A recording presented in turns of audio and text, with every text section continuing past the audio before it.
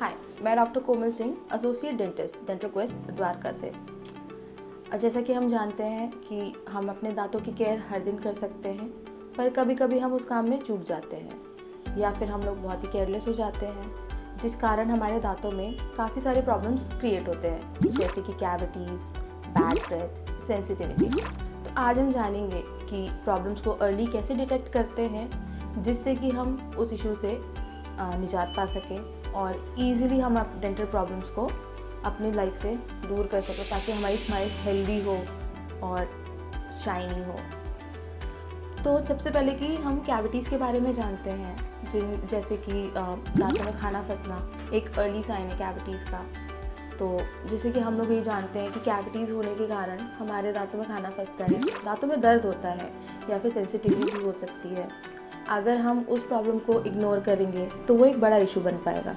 पर जैसे कि हम अर्लियर स्टेजेस में ही अपने डेंटिस्ट के पास जाएंगे तो वो उसे एवेल्यूएट करेगा और हो सकता है कि उस कैविटी का हम सिर्फ फिलिंग करके ही निजात पा सके, फिलिंग से ही हम उस प्रॉब्लम को सॉल्व कर सकें। उसके अलावा सेंसिटिविटी भी उससे ठीक हो सकती है।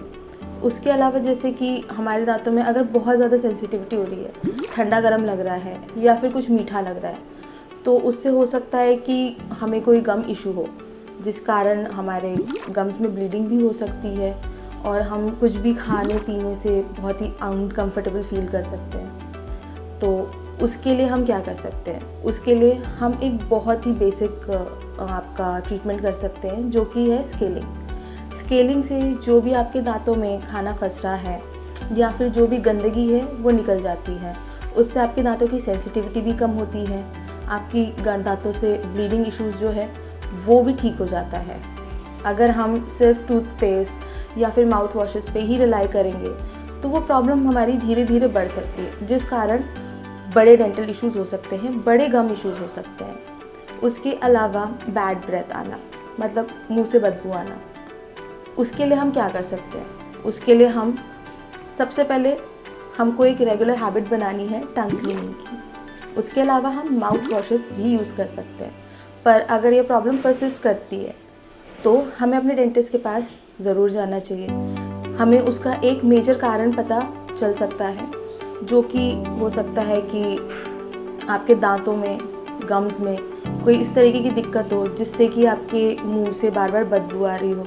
उसका एक बहुत मेजर कारण हो सकता है कि आपके मुंह में बैक्टीरिया डिपॉजिट बहुत ज़्यादा हो, तो वो भी एक इशू है। उसके अलावा जो हम खाना खाते हैं उसके कारण हमें एसिडिटी भी हो सकती है। एसिडिटी भी एक कारण होता है बैड ब्रेथ का। एसिडिटी के कारण हमारे दांतों में इरोजन भी हो सकता है। इरोजन मतलब कि आपके जो दांतों का इनामल है वो घिसता है, उससे भी हमारे दांतों में सेंसिटिविटी होती है, वो भी कैविटीज़ का कारण बन सकता है। उसके लिए हम क्या कर सकते हैं? उसके लिए भी हम अपने डेंटिस्ट के पास जाएंगे। वो एक सिंपल सा फ्लोराइड का सोल्यूशन आपके दांतों पे लगाएंगे, जिससे कि आपके दांतों के इनामल में मजबूती आएगी, आपको कैविटीज से बचाएगी और इरोजन से भी बचाएगी। हम 5 मेजर साइंस हम यहाँ पे देख सकते हैं, जो कि है दांतों में खाना फंसना, बैड ब्रेथ होना, गम्स में ब्लीडिंग होना या स्वेलिंग होना और सेंसिटिविटी होना, या फिर आपके दांतों का बहुत ज़्यादा घिसना, जैसे कि अगर आप दांतों को घिस रहे हैं, आपको नहीं पता, सोते वक्त आप अपने दांत घिस रहे हैं, वो भी एक मेजर कारण हो सकता है सेंसिटिविटी का और कैविटीज़ का।